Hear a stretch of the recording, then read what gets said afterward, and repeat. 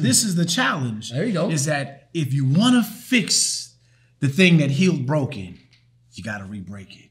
Oh, come on. You got to re-break it. And so that becomes the challenge, is because so many people that have healed broken have been presented with the opportunity to be fixed, but the pain of re-breaking this thing.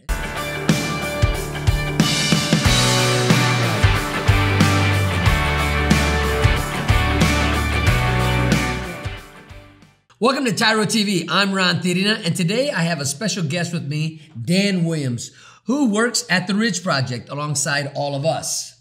And I am so honored and blessed to have him here today on this episode. And today we're going to talk about Dan, who he is, what he does, and why he does it. So Dan, tell us who you are. Thanks, Ron. And so, yeah, I said Dan Williams. I am currently a project director for the Ridge Project, going on 7 years now with the company.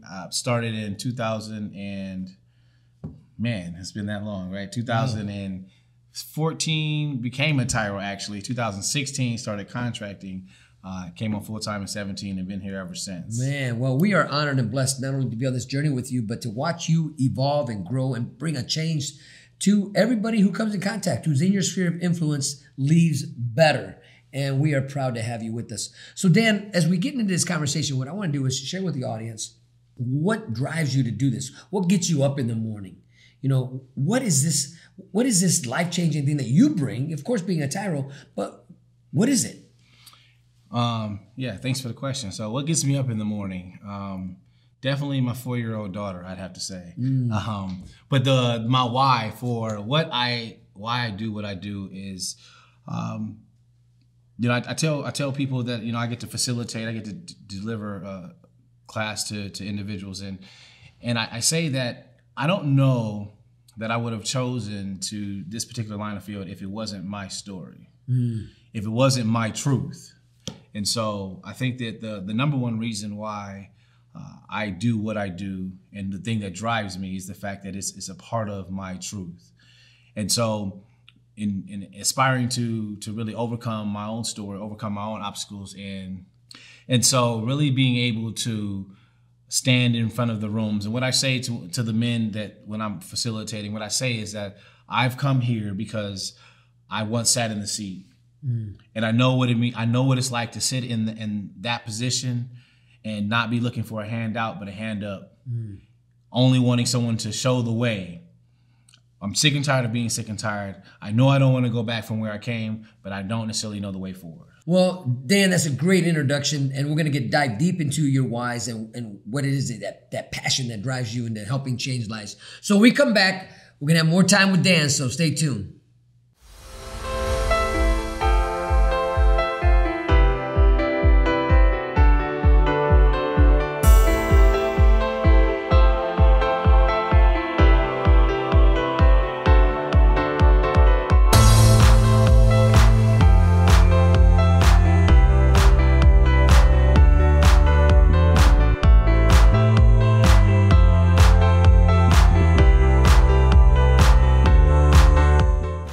Welcome back to TYRO TV. Today we have a special guest, Dan Williams, in the house. And Dan, we were talking about your why. You know, what gets you up in the morning, and this passion that drives you. So as we dive into this, what is it that you actually do at the Ridge Project? Yeah, thanks for that. So right now I oversee a couple projects. We'll start with the ODRC Individual Services. So this ODRC stands for what? Ohio Department of Rehabilitation and Correction, Individual Services Contract. And so we're actually bringing content into the high security prisons here in Ohio. So we have 3 facilities. We have OSP, Ohio State Penitentiary, Mansfield, and also Toledo Correctional. So we actually get a chance to bring content, engagement to men that are in these higher level security institutions that aren't necessarily getting the most saturated application of programming. And so it's an awesome opportunity. It's individuals that are even under 23 hours of lockdown, 23 and 1 hours of freedom time to rec and shower. And there are men that are in that situation, 23 hours lockdown, finishing out the remainder of their time, and then just being released out into to the community from from that extreme into total freedom. And so the content that you're bringing in, it was the TYRO program. Absolutely, absolutely. So can you go into a little bit about what are you bringing to them? How are you helping them change their outlook in life? Because, I mean, 23-hour lockdown, 1 hour of shower or recess, you know, you become pretty bitter. You become pretty just angry, right? So yeah, absolutely. So the TYRO, they're getting TYRO leadership. And so it really is to attack that attitude of entitlement, to really confront some of the criminogenic behaviors and mindsets that lead to recidivism.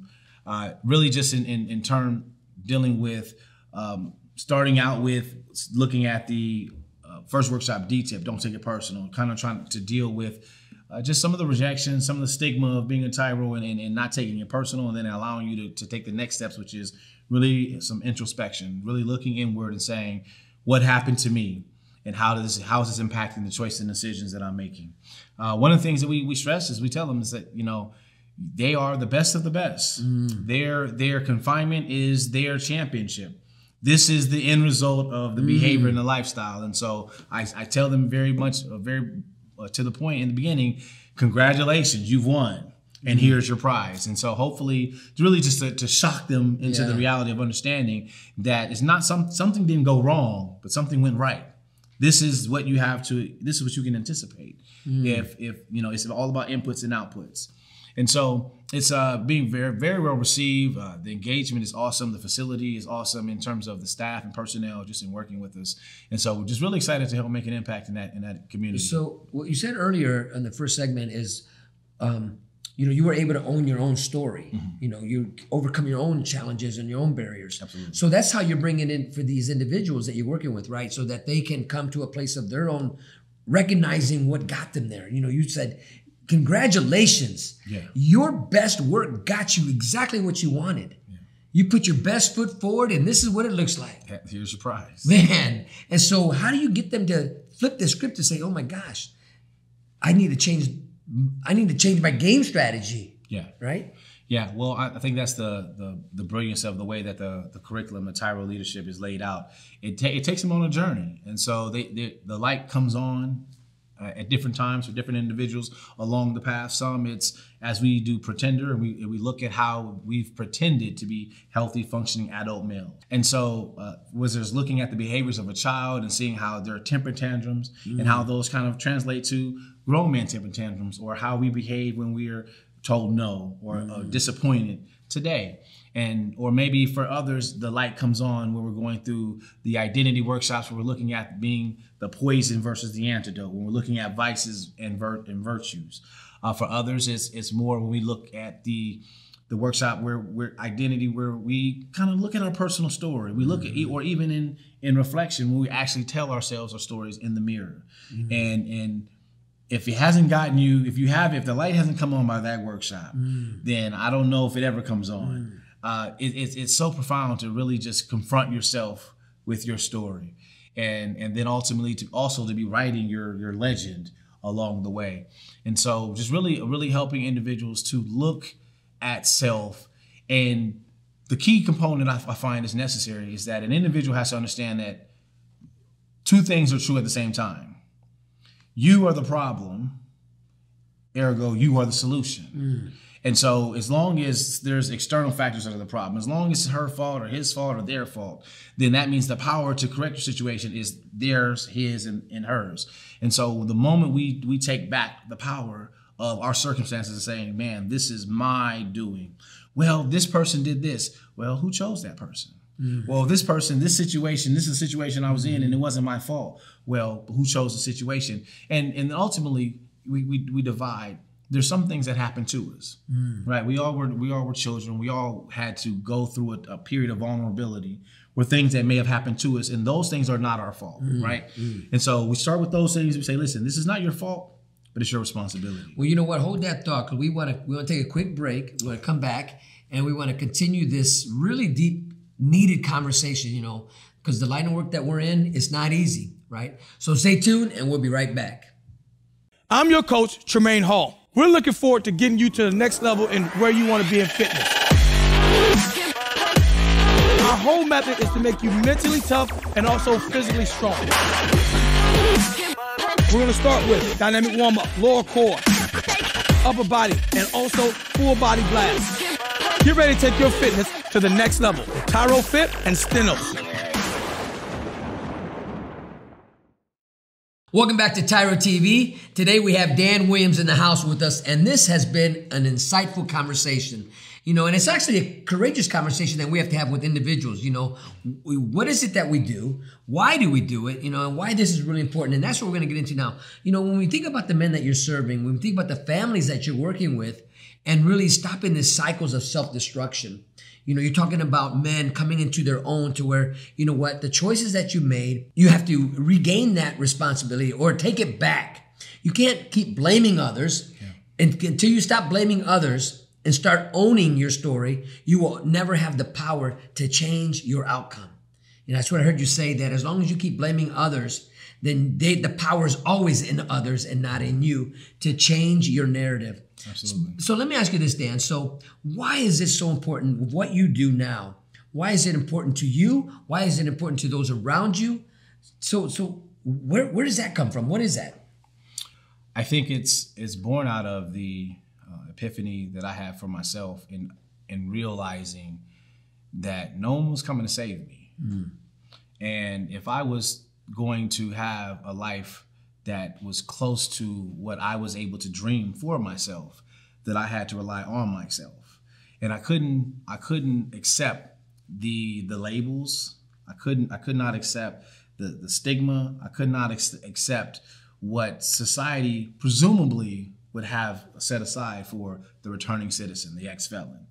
And so as long as the level of success I could have was required for some outward approval, as long as the ability for me to have a successful marriage or to be successful in a career relied on others' approval, then I was always at the mercy of that approval. And so just the realization for myself to be taught and then to understand that I can write my own story, that my past doesn't have to define my future, that I could essentially go out and have the things that are essentially, I believe, that are looking for me in this life, that I just have to have the boldness and the courage to go out and claim those things that are waiting for me. And that awakening changes everything. And so to now be able to go back inside to areas of in prisons specifically, where there are men that I know are battling the stigma in an environment where you don't even have a name, you're just a number. Where even when your name is used, it's only your last name because it's so impersonal. In an environment where it's bleak and glim and it's dark and the projections, it's all about recidivism. It's all about the populations, and we see it firsthand experiences of individuals who leave and then come back. We see the revolving door, and it's even so pervasive that there are certain ideations. Never say never. That's one thing I remember. I remember saying I'm never coming back. And I remember seeing someone who was well-meaning at the time say, never say never. I say never. Yes. I say never because I have the power to say never. And helping other people connect with that power is important to me. Because I had the same experience where somebody said, you can never say never. And I did not listen to that. I did not embrace it. I said, are you kidding me? I'm never coming back. And I'm saying that each and every day until the day I get home. And guess what? I still say it. I'm never coming back. Now we get to go back. Yeah. We get to go back and we get to empower others to think like this, to really embrace the experience, right? So what I also hear you saying is that you're helping men and families come to the place of where, when you own your story, that means you got to embrace the experience. Yes. That means you got to embrace the lessons that are coming, because once you start learning and growing from it, now you know what not to do. Now you know what you don't want. And then you got to come to the place where, okay, so I know what I don't want. Now, what do I got to do to get what I do want? The hard work that you had to put in to overcome the labels, overcome the stigmas. Talk about that. What was some of the work that and the barriers that you overcame? And then how did you do it? Yeah, that's a great question. So I think the first thing is understanding that everything I do is through my trauma. And so I love, I parent, I work. Everything I do is through my trauma. And so understanding that if I don't deal with my trauma, then that means that the advice that my son and my daughter, that they get the advice of a criminal. or as I used to refer to self as of a gangster. And so if I don't do the work of dealing with my trauma, then my child, as I send him off to elementary school and he comes home and he's had conflict. He's had conflict at a 3rd and 4th grade level. But if I don't deal with my trauma, then my son gets the counsel of a gangster and he gets a gangster's advice. Do this thing, this violent thing, essentially set yourself on course to have the same prize, the same reality, that the same gangster's path that your father led. In my relationship, if I don't do the work to deal with my trauma, then my wife is married to a gangster. She has a gangster's reactions and responses and everything she does. And so when I realized that my trauma influenced every area of my life, then I had to now protect my world from my trauma. And the only way to protect my world from my trauma was to deal with it.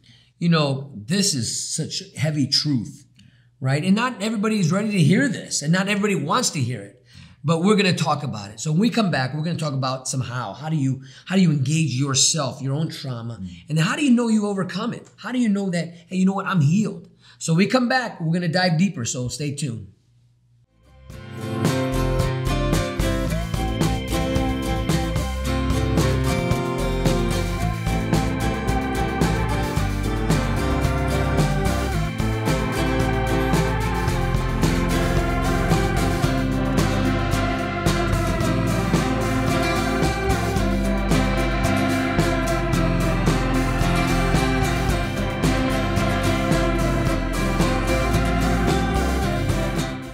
Welcome back to TYRO TV. Man, has this been an amazing conversation. Today we got Dan Williams, and he's really telling us some things that maybe we never thought about. You know, the phrase you used a little bit ago is, you know, living life through your trauma, parenting through your trauma, having a relationship through your trauma, but not in a negative way, but really having it to empower you to where you're not going to teach your son through the eyes or a lens through a gangster anymore. You're going to, through somebody who's healed from that lifestyle or that way of thinking.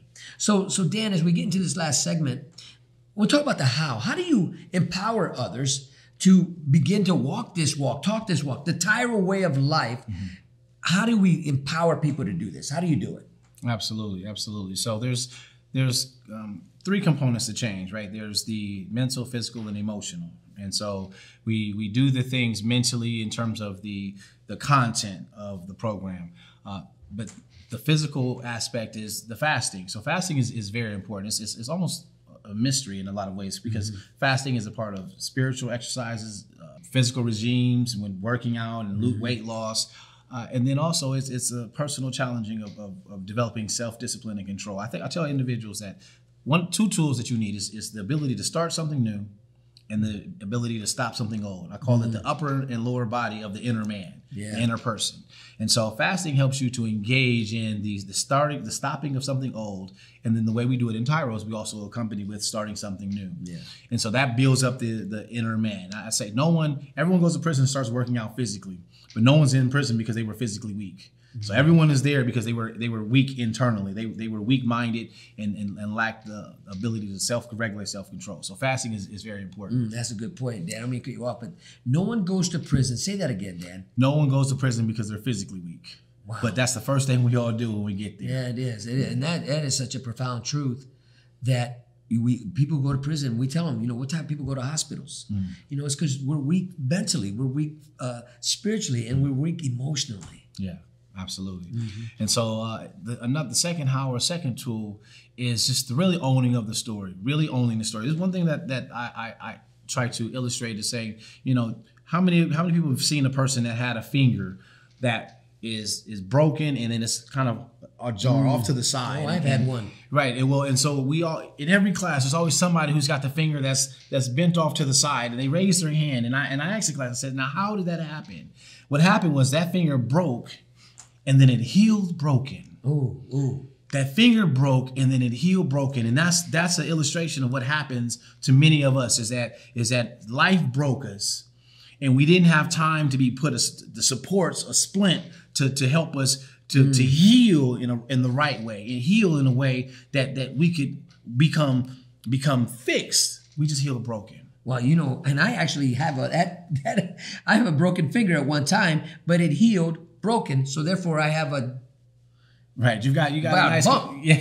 Right? And Permanent. And well, not permanent. So this is the challenge. There you go. Is that if you want to fix the thing that healed broken, you got to re-break it. Oh, come on. You got to re-break it. And so that becomes the challenge, is because so many people that have healed broken have been presented with the opportunity to be fixed, but the pain of re-breaking this thing is too crucial.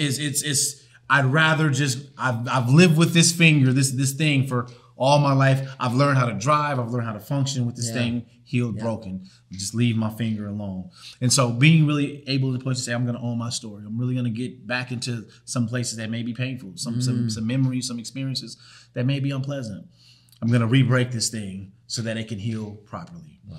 And then lastly, it's the accountability. It's the accountability to the new path, the new journey that you're on as a TYRO. It's a lot of things are going to be different. From the very beginning, we impact the vernacular. We take some things out, right? No profanity and how we refer to our co-parents and things. And then we infuse the TYRO DNA. We have acronyms, DTIP and haters and fear, right? And so don't take it personal. Having anger towards everyone reaching success, face everything and recover, right?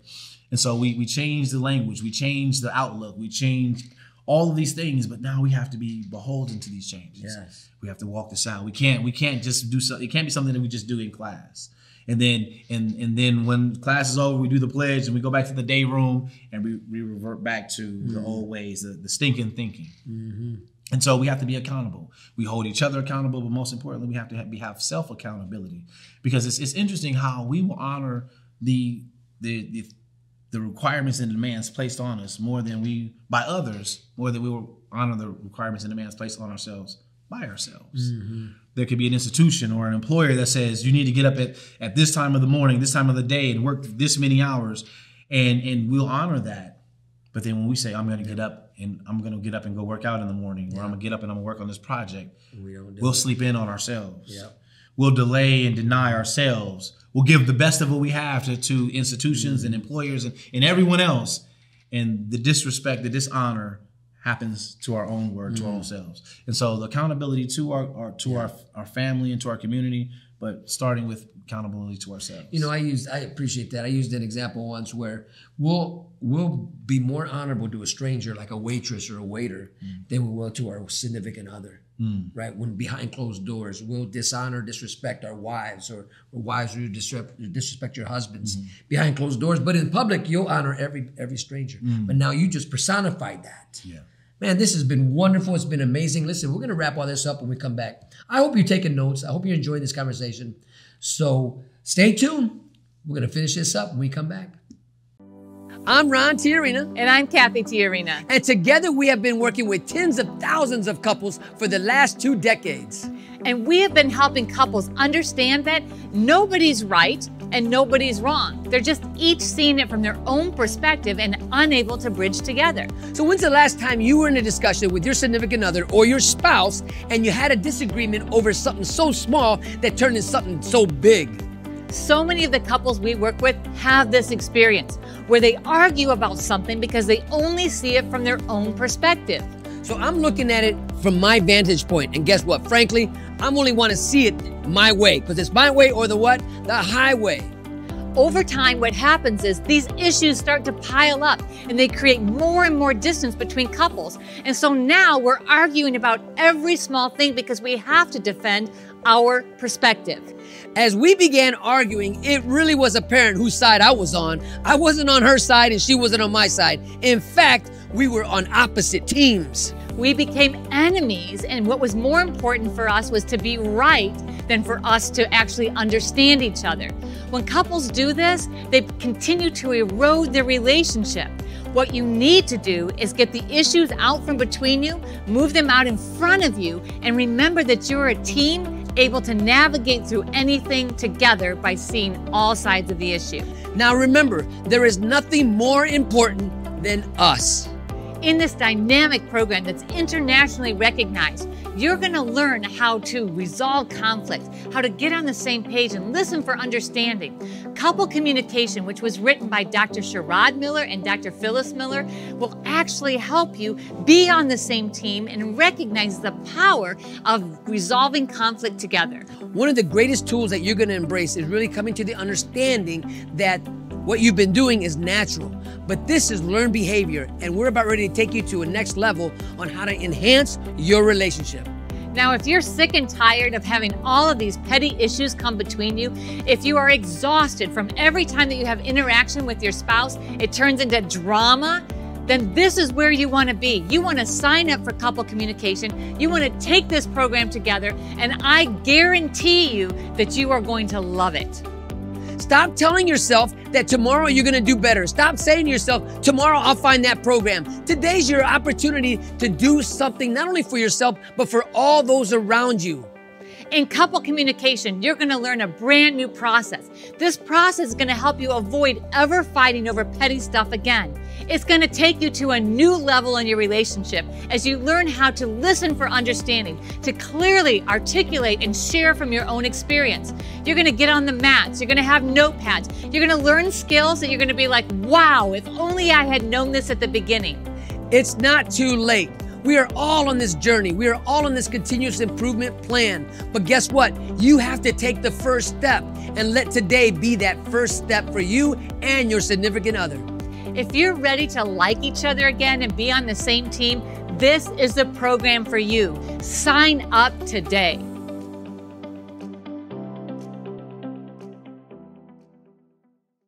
Welcome back to TYRO TV, and today we have had a tremendous opportunity, and I hope you're paying attention to what Dan Williams has been talking about, because this is about getting to the next level, about you becoming that change agent for all those around you. But it takes discipline, it takes integrity, it takes that newness of thinking in order to get to the next level in your life. So Dan, as we wrap up this segment, this whole show here, if there's something you can say to the audience, to the men and women who are going to watch us across the United States, what would that be? Please look into that camera and drop some of those nuggets you've been dropping here today. So what I would say is this: take some time, get somewhere quiet and isolated, and close your eyes. And imagine yourself post-release, you're out, you put your hands to everything, and it worked. Imagine yourself at the height of your success. See yourself there. See what you have on. Look at where you live. Who's there to enjoy these things with you? And when you can see something, open your eyes and understand that what you are looking for, what you have the ability to imagine or dream, you're not only looking for it, but it's also looking for you. The pursuit is not of the possession, though. See, the key is to understand that you're not after the possession, you're after the person that obtains it.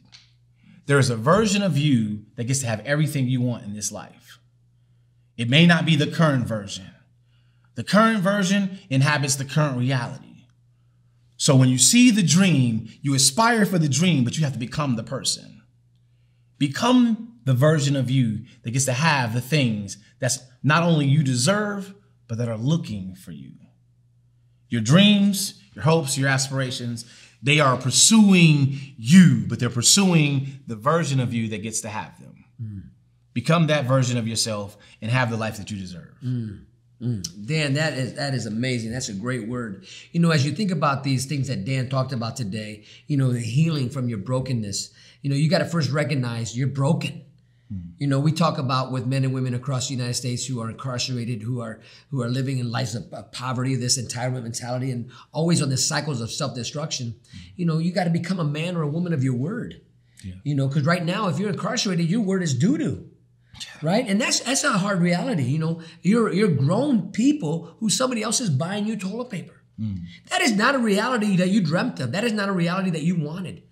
But it takes teachers like Dan, it takes people who have experienced life and have overcome the barriers that they face to come and help empower others. And today's TYRO word has been amazing. We've been blessed to hear from Dan Williams. And I hope it's blessed you like it has blessed me. So until next time, always remember that we are celebrating you. Are celebrating you.